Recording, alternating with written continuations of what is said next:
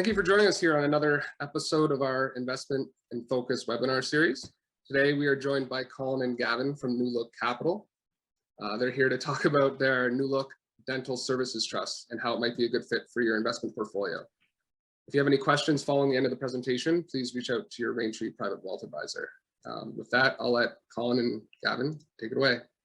Super, thank you guys. Colin will just bring up the presentation there, and then I'll jump into it. So we'll do a little bit for existing investors and then a bit for new investors. So if some of it's repetitive, sorry, but it's a general audience for us. So again, I'm one of the founding partners here at Newlook Capital, part of the sales team. So 4 of us started Newlook, got some 8 years ago as a family office that is grew, and now we're, I think, north of 1,600 employees throughout all of the companies that we own throughout North America. So before you know it, time flies by. Colin's part of my sales team, so we'll kind of go through this together, and anything I forget, Colin can chirp in and correct me, and vice versa. So we'll start with the Newlook Dental Fund, which seems specific, but I'm sure, or I hope everybody's at least had their teeth cleaned or cavities over the last decade or two. So it's not rocket science. At the end of the day, we as a private equity firm, an investment firm, look for opportunities where there's a large potential for growth and scale. And in doing our due diligence for about 1.5 years in the healthcare space, we looked at dermatology, ophthalmology, we looked at everything in the space, specifically focused towards Canada and then into the US as we could grow. And what we really found here is that a large number of dental practices in Australia, the US, the UK have already been rolled up. And I'll use the term roll up, meaning bought by companies like ours, bought by private equity, bought by large conglomerates, and amalgamating them together where one shop could say own 20, 30, 40, 100, 200 dental practices. So in the US, like I said, the UK and Australia, that's already happened on a scale that's significant, north of 30%. But in Canada, it was only 3%. So there's 26,000 dental practices in Canada, of which the largest conglomerate only had about 300, 350 practices. So for us, it created a huge amount of opportunity where we could create something where the average Canadian has the ability to invest in a pure play dental roll-up, something that does not exist in Canada. So we started this fund, maybe correct me, Colin, I think it's almost 3.5 years ago. And from a tax perspective, we like, how do we create this fund?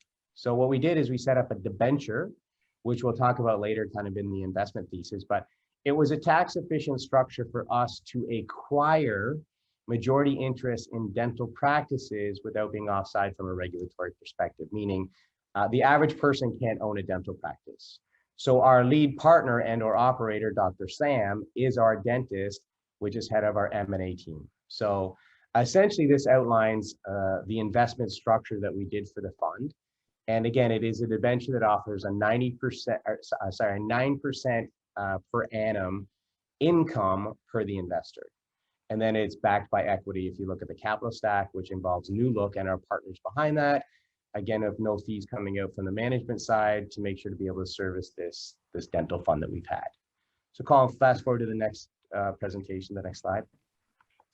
So in doing so, you might want to ask, like, well, where would we start with this? So we looked across Canada in regards to what multiple, meaning the cost of acquiring a dental practice. We looked in Ontario, we looked in BC, Manitoba, et cetera, and decided to, let's create a bit of a moat around ourselves. Let's create practices and buy practices that have, a retention base, like a small town or a community whereby there's loyal participants that aren't going to go anywhere, where it's like a half an hour, maybe an hour drive to go to another dental practice. So that was our idea and thinking. And then what we really realized is this is growing super fast. Like there was a large demand for this fund. So let's just keep that thesis moving, create a moat around ourselves and keep investing in these areas. So traditionally what we would do is Dr. Sam, again, because he speaks at many universities and had already actually been in contact with a large number of these dental practices, we would enter into an acquisition being someone who wants to retire, say a dentist who's 50, 55, is succession planning, and wants to, instead of doing 5 days a week, maybe wants to do 1 or 2 days a week. So a very symbiotic relationship in regards to what does the acquisition look like? Therefore, keep it friendly.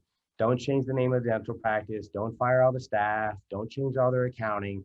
Really just finding a practice that we seen an opportunity to elevate the margin and top line revenue number. Just doing little things like if hygiene isn't say 30 to 35% of the revenue and it's only 15, then we have the ability to increase the hygiene part of the business.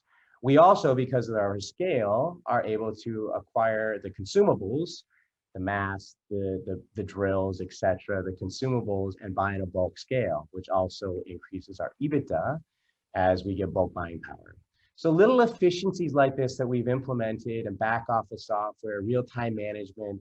We know billable hours literally every day at 7 o'clock. We see the spreadsheet as to, you know, what did we do today? What did we do yesterday? And track it on a month-by-month basis. So if you think about the thesis of this, it's a large recurring business. And for any of you that are existing unit holders of Newlook, you know that we like recurring revenue, stable, predictable, recurring revenue. Our industrial services fund, which we'll speak to later, is very much the same thesis, where I have a contract, I've got a loyal client, let's do everything we can do to retain them. So this is, again, Dr. Sam's done a great job of building it out across a multi-city and multi-clinic. We don't really do specialty, we do the normal general dental practice. And Dr. Sam, like I said, has been a great operator. When we went to do our first fund in this, Dr. Sam himself put in $3 million of his own, and myself and my other 3 partners and our friends and family put in an additional $8 million on top of that to rank behind the 9% debenture to yourselves as unit holders. So a bit of alignment in regards to the equity and skin in the game that we have as partners. Yeah, so the sector as a whole, it's, you know, I make this joke. It's for any of you that are parents or not parents, you go into the dental practice and it's, you know, they all talk to you, other stuff in your mouth, and you can't really answer back. So that doesn't work out well for you as the patient, but try to leave a dental practice without signing up for your next appointment. It's a very, very efficient business to be in. They hunt what they kill.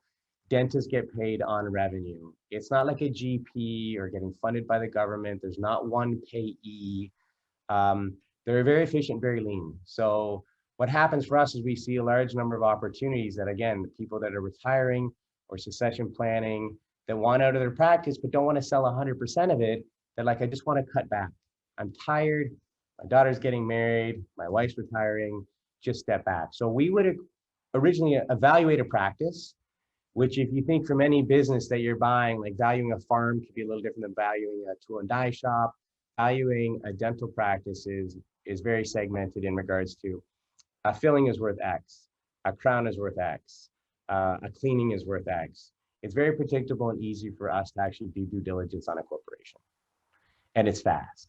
So our pipeline for business we have a mergers and acquisition team completely dedicated to dental that literally values a practice every 2 days. So on average, a dental practice sells for about $1 million, $1.2 million if there's kind of one chair and one hygienist in there. And for us, it's, okay, well, let's do an acquisition. If it's 100% or if it's 90%, what would that look like? Then the existing dentist would stay on. Some stay on for 6 months, some stay on for a year, some stay on for 2 or 3 years. It really depends on what they're looking for. So I think that's Newlook's advantage. I think you'd say the same, Colin, as we enter into this as it's a bit of a family acquisition.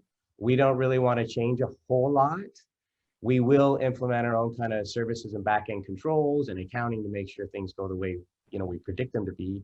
But we really align the lead dentist with, again, getting paid on the revenue they generate and bring in. So de-risk the acquisition over time. And as it being a debenture, you as unit holders would subscribe to the acquisition corp via your mutual fund trust, which we'll talk about, which is eligible in your RSPs, your self-directed RSPs, etc., via our OM that we publish and a mutual fund trust. Next slide, Colin.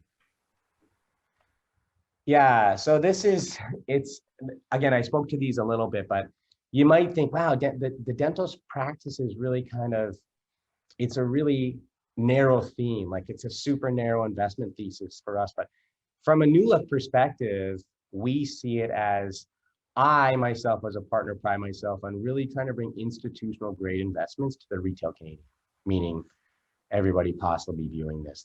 you wouldn't get a chance to invest in something like this. Like your bank would never call you and say, listen, you know what, I have a new look on the shelf. I want to make an offering to you guys. Those don't exist. So we really pride ourselves on the rain trees of the world that bring you these opportunities, the due diligence that they do in regarding to, this is a great healthcare opportunity. It's a, hunter-driven investment, meaning that the dental practice is only efficient as the staff that work for it. So we try to find those and amalgamate them together. But you can see this is a very big opportunity here in Canada. The annual growth, projected growth, the amount of practices that we have to buy. And if you looked at a publicly traded comp, is called Dental Corp. It right now has approximately 500 dental practices acquired. It's the largest one that exists in Canada, with only 500 practices out of basically 25,000 in Canada. And they're trading at a very large multiple on the TSX and doing just fine. They're more of a growth play, a completely different thesis than Newlook. They're a growth public company play. We're a yield income play for investors instead of a pure growth play. So dental practice roll-up focused, but apples and oranges from an investment thesis. Yeah, I kind of already spoke to this a little bit, Colin, so go to the next one.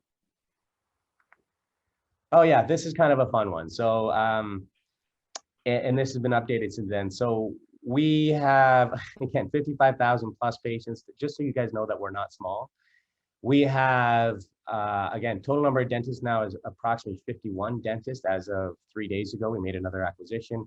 Hygiene, operatories count for chairs. So you sit in a chair, we count that as an operatory, and therapists that go along with it. So what we really did is entering into this is we set this fund up to be sold to a larger private equity firm. So I do believe it's important at the end of the day to actually tell people, how we make money and why we're in this business. Obviously, Raintree is here to bring you great investments, something you wouldn't see all the time, really good opportunities. And in doing their due diligence, they picked the cream of the crop to offer those two. So in this, we do believe we've nailed it in regards to a really good narrow investment thesis. We've been doing this for 8 years. We've never missed a distribution on any of our funds to any of our investors over that 8-year period, which I'm proud to say. We manage our cash specifically well. We don't love leverage. We have the availability to, but we've kind of, learned pre-COVID and just from a past life, all of us is, let's buy good businesses that have good cash flow that can service the distribution. We do have lines of credit available, again, that we use to do, say, if it's a larger acquisition that we have, we'll use that line of credit combined with the cash raised that month to do the acquisition. And then as cash comes in over the next week or two, we pay that line of credit down. So it's nice to have. Again, during COVID, we had hardly any leverage. We had cash in the bank to be able to easily service the distribution to investors. So again, I think we're north of 3,000 plus investors between the two funds that we have. So we're doing something well. This shows kind of the organic growth of how we've kind of proved this thesis. So again, something that didn't really exist 5 years ago when we went to do a roll-up in the dental space. So Newlook, again, is kind of the frontier leader in that, and we proved this thesis out as to how we build the businesses. Abbas and our team, so Abbas is one of my founding partners with me. He's our CIO. He does all of the kind of due diligence with Sean Fontaine, as well as our M&A team for dental, in regards to what efficiencies can we buy? How can we grow these organically? How many new operatories, meaning new chairs, that we could add in a certain community or into a dental practice? And each new chair that we organically put in ourselves and fill generates approximately 300,000 in revenue per year. So as you can imagine, you add 5 or 6 chairs per year. That's a nice number to be added that we didn't pay a multiple to acquire. So kudos goes out to our operations teams for seeing those benefits and advantages, and Dr. Sam and his team to really build and scale this out. Like, we have a full operations team that manages regional across Canada to service each of these, as you can imagine, could be a bit of a nightmare. But now, again, over the last 4 or 5 years, become super efficient in regards to what do we need and getting ahead of the curve. I'm super proud of, and maybe that's the next slide, Colin, the next slide or two, as to how we did coming out of COVID. We kind of speak to that here, Gav. Yeah, okay. So as again, everybody could imagine, you're like, holy cow, right? I'm being recorded here, so I'm not going to swear. Holy cow, COVID hit. This is the black swan event. What do we do? What do we do? So our team immediately went into, right, we are going to reopen at some point. This is no different than a hospital stays over time. What do we do from a health and safety perspective? Let's work with the Ontario College of Dentistry. Let's start putting an action plan in place to begin with. So I think we were 7 weeks that we were shut down, of which we opened up in one of our offices in Manitoba, and we were back up and running. And I think when you do a year-over-year analysis, it's not like we lost those patients. Every dental practice was shut down. So the moat that I talked about earlier, the theme that we have is a bit of a moat around our investment is you couldn't go somewhere else. You're not like, I'm going to drive to Red Deer, I'm going to drive to Calgary, I'm going to drive somewhere else that just didn't exist. So we knew we had to be back up the health and safety of our staff and our clients first and foremost, and brand ourselves as such. So again, I think we did a phenomenal team, our operations team, in regards to doing that. And hopefully these numbers show how our run rate's been going since we opened. Yeah, and just to piggyback on that, Gavin, when one of our analysts did a very deep dive on how we came out of the pandemic versus a company like Dental Corp, and we were at pre-COVID levels of EBITDA and revenue production within our portfolio of clinics within about 2.5 months. And that was actually much faster than a lot of our competitors were. And that is because our operations team did such a great job being proactive during the shutdown to make sure everything was in place so we could open on day one when the governments were allowing us to do so. So yeah, to piggyback on what Gavin was saying, our operations team did a fantastic job in making sure we came out ahead of the competition. Yeah, and we keep growing. So again, this is kind of the investment highlights for the investor. So a 5-year revolving term, eligibility, you can see RSP, your RIF, your self-directed, TFSA. Again, it's a 9% distribution, distributed quarterly. Our target was 120 million. I think right now I'm at close to 100. Liquidity, again, like any OM product, you put in, if you want to redeem, like any mutual fund, etc., there's penalties unless you've held the term of the fund. Minimum investment, $10,000. DRIP, yeah, this is a big one actually. So your reinvestment, for a lot of people that don't need to specifically rip out the 9% to live off, reinvestment, we've given a 5% discount for those investors coming in. So that's been, we see a huge percentage of investors that kind of love the theme. They like the resiliency in the dental space. They like our track record, and like, who doesn't like yield? And 9% seems to be a number that we can sustain, move forward on, and not stress out the model, protect the investor, and protect, again, the NAV of the fund. So, right, so these are the normal investor-focused questions, risk mitigation, COVID-19, everybody can read this. I don't think I need to read them out loud. And your traditional risk factors associated to an OM investment. Again, rely on your advisor, as again, I don't know each and everybody's individual investment portfolio or threshold or, your risk profile. Yeah, so I like to talk to this a little bit. We're again, there's thousands of guys like Newlook. There's thousands of private equity firms that offer products that range from, like I said, dental roll-up to real estate and anything and everything in between. So I like to draw on the fact that always when you're looking and evaluating a product, you have to look at track record of management. That is number 1, number 2, and number 3 as part of your investment due diligence. Again, Raintree does a great job in regards to vetting all that out and keeping the riffraff, I should say, out of the business as best we can. But quality of the products is big. Long-term growth and focus. Our track records again addressing that, as well as alignment. I'm a really big fan of how is Newlook and management aligned. Like any public company you might look at or any private company. When we originally did our first fund, I went out to raise about 45 million. We didn't know if we had. It was our first time venturing into the exempt market space. And we put in ourselves north of $14 million as, ourselves and friends and family out of a $44 million raise. So when I talk about alignment, it's like, how much skin in the game do we have? So we continue to invest as, directors and founders into each and every one of our funds. And here's the good looking gang ourselves as we move forward in each of these. So I do believe, again, in the dental fund, we do not take management fees. So, keeping the lights on is ourselves and our track record in the other funds that we have. It's again, 9% debenture to you as a unit holder. Again, it's not a growth play. It's a pure yield income play for the investor. So I think that's it.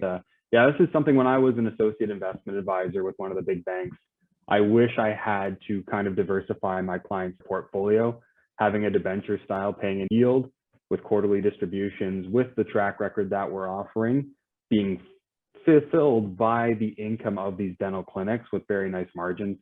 It's a solid investment thesis that's continuing to prove itself, and it's only getting stronger as we continue to move past the COVID limitations that were persisting. So it's just a really exciting time around here. We continue to bump up the acquisitions that we are looking at, and yeah, keep things getting better so we can pass along that income to our investors. We love at Newlook to say we love boring investments. So for those of you that are existing shareholders, myself and Elroy say that all the time. But boring is somewhat predictable. Again, I'm not guaranteeing anything. That's illegal to say. Nobody can say it. But we're pretty happy with the dental fund that we've kind of created and built, and it's our little baby that we've had for the last 5 years. So for those of you that are existing investors, thank you so much for being part of it and being loyal. For those that you are new and looking at it, ask any question you want, do as much due diligence as you want, reach out to your advisor, even feel free to reach out to us. So again, thank you for your potential support and your existing support. With that, I think we'll turn it back over to Darren. Awesome, guys. Great job, great presentation. I guess that's a wrap on this episode of Investments in Focus. Thank you, Gavin. Thank you, Colin, for your presentation and for connecting with us today. As been mentioned a couple times, if anyone has any questions about this presentation or the fund or generally, just make sure you reach out to your Rain Tree Private Wealth Advisor.